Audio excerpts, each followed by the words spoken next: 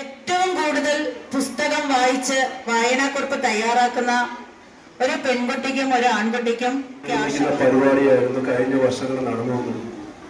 എന്നാൽ നമ്മുടെ ഈ പരിപാടിയെല്ലാം നടക്കുമ്പോൾ നമ്മുടെ ഭാഷാ ശൈലി രൂപപ്പെടുത്തുവാൻ വളരെയധികം പ്രയോജനം ചെയ്യുന്ന ഒരു സംഭവമാണ്. നമ്മളിലൊക്കെ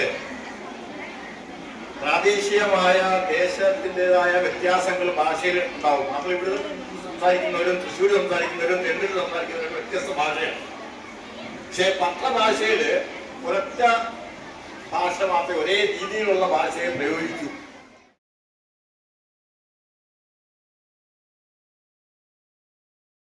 ഉത്തരം ആർബി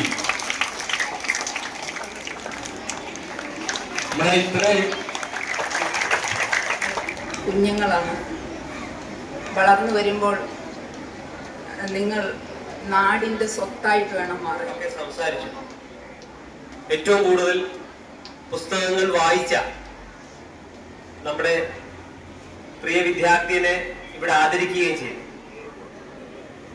അപ്പൊ എല്ലാവരും പുസ്തകങ്ങളൊക്കെ നല്ലതുപോലെ വായിക്കണം, തറവായിട്ട് തന്നെ വായിക്കണം. ഈ വർഷം ഈ ഒരു പരിപാടി പങ്കെടുത്ത കുഞ്ഞുങ്ങൾക്ക് ഈ ഒരു സ്കൂളിന്റെ ചരിത്രം ഏതൊട്ട് ഇസഡ് വരെ എന്ന് പറയാം, ഏതൊട്ട് ഇസഡ് വരെ ഇതുവരെ ഉള്ള കാര്യങ്ങൾ വളരെ വ്യക്തമായിട്ട് രമേശ് ബാബു സാർ ഇവിടെ പറയുകയാണ്.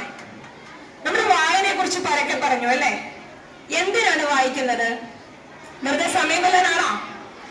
അല്ല, വായനയിലൂടെ നമുക്ക് ഒരുപാട് കാര്യങ്ങൾ നേടാൻ സാധിക്കും.